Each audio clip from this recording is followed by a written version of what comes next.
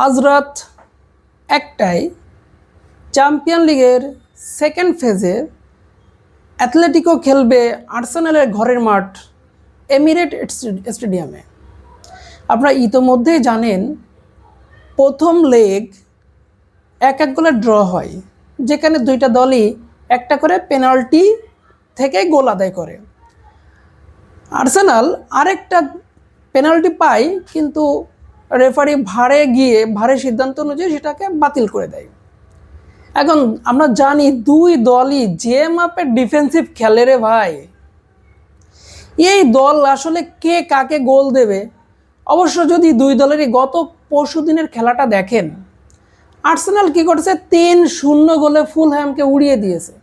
ইয়োক্রিস অসাধারণ পারফর্ম করছে, সাকা ফিরে এসে খুব ভালো পারফর্ম করছে।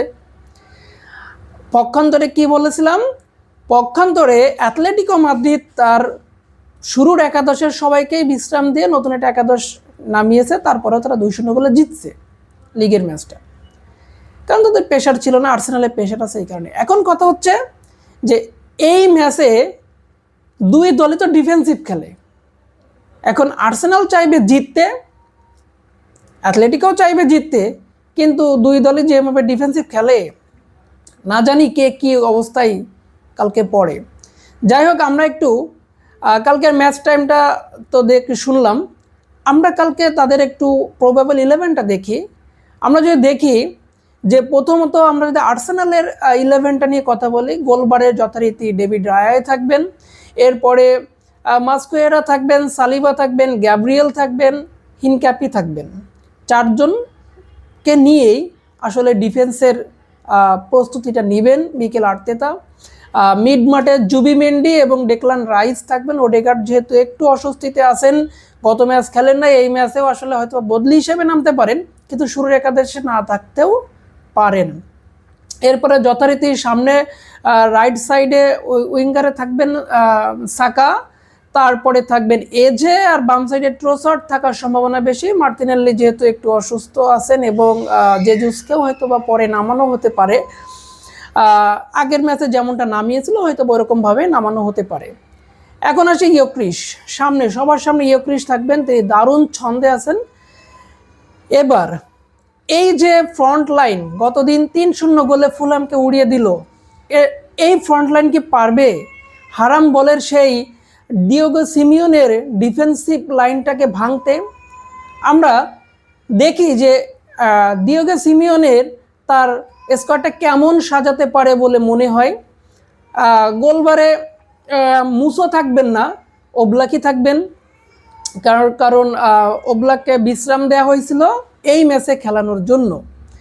এরপরে আমরা যদি দেখি যে ডিফেন্সে লরেন্টি থাকবেন, পুবিল থাকবেন, আর সেই যে ম্যান 2টা পেনাল্টির শিকার হতে যাচ্ছিলেন, হ্যান্সকো। প্রথম পেনাল্টি এবং দ্বিতীয় পেনাল্টিও কিন্তু প্রায় হয়ে গিয়েছিল, সেই হ্যান্সকো থাকবেন। এরপরে রুগেরি থাকবেন।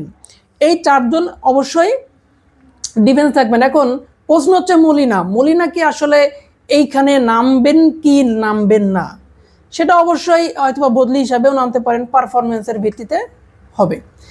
এবার আসি আমরা মিড মাঠ, এবং যেহেতু 4-4-2 ফরমেশনেই খেলবেন, সামনে আমাদের ডান সাইডে খেলবেন হচ্ছে গুইলিয়ানো সিমিওনে, তারপরে কোকে থাকবেন, কার্ডোসো থাকবেন, লুকমান থাকবেন।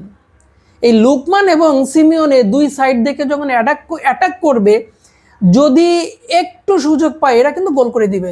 গত ম্যাচে কিন্তু লুকমান যে সুযোগ মিস করেছিলেন, সঙ্গে গ্রিজম্যানও, তো এই সুযোগটা কিন্তু আসলে এইবার হয়তো বা মিস করবে না। এজন্য এই 2 জনকে নিয়ে খুব বেশি সচেতন থাকতে হবে গ্যাব্রিয়েলদের। সবার সামনে গ্রিজম্যান এবং আলভারেজ থাকবেন। এখন এমনও হতে পারে আলভারেজ যদি অস্বস্তিতে থাকেন, তাহলে সরলতকে নামানো হতে পারে, এবং সরলত যদি শুরু করে হয়তো বা আলভারেজ পরে হাফে নামবে, কিন্তু আলভারেজ হয়তো বা শুরু করতে পারে। যদি সমস্যা হয় সেক্ষেত্রে সরলত হয়তো বা পরে নামতে পারে। এখন গ্রিজম্যানের বলা যায় চ্যাম্পিয়ন লিগ অধ্যায়ের এটাই শেষ ম্যাচ। যদি জিততে পারে তাহলে আরও 1 ম্যাচ পাবে, জিততে না পারলে এটাই শেষ ম্যাচ। তাহলে অবশ্যই স্মরণীয় করে রাখার জন্যই খেলবে। মনে রাখতে হবে এই অ্যাথলেটিকো মাদ্রিদ বিগত 13 ম্যাচের মধ্যে ইপিএল টিমের সাথে যখনই খেলছে 13 ম্যাচের মধ্যে মাত্র 2টাতে জিতছে, আর 2টাতে তারা ড্র করছে। তাহলে বাকি 9 ম্যাচ তারা হারছে। তাহলে ইপিএল টিমের সাথে তাদের পারফরমেন্স মানে ভাষায় প্রকাশ করা যাবে না, এটা কখনোই আসলে গ্রহণযোগ্য না। পক্ষান্তরে আপনি যদি ডেকলান রাইসদের পারফরমেন্স দেখেন, এই সিজনে একমাত্র আনবিটেন টিম এই আর্সেনাল। এখন যদি একটা ম্যাচ হারে, সেই ম্যাচটাই তাদের বাদ পড়ার কারণ হয়ে যায়, এইটা সব থেকে আসলে দুঃখজনক বিষয় হবে। তো দেখা যাক, মিকেল আর্তেতা চাইবেন, যেহেতু তারা ইপিএলে 1 নম্বর দল এবং এখানেও ফাইনালে যাইতেই চাইবেন, তারপরেও দেখা যাক দুই দলই সমান ডিফেন্সিভ লাইনে খেলবেন। কে জিতে এই ডিফেন্সিভ প্ল্যানে কে এগিয়ে থাকবে, আর্তেতা নাকি দিয়েগো সিমিওনে? কমেন্ট সেকশনে জানাবেন। আল্লাহ হাফেজ।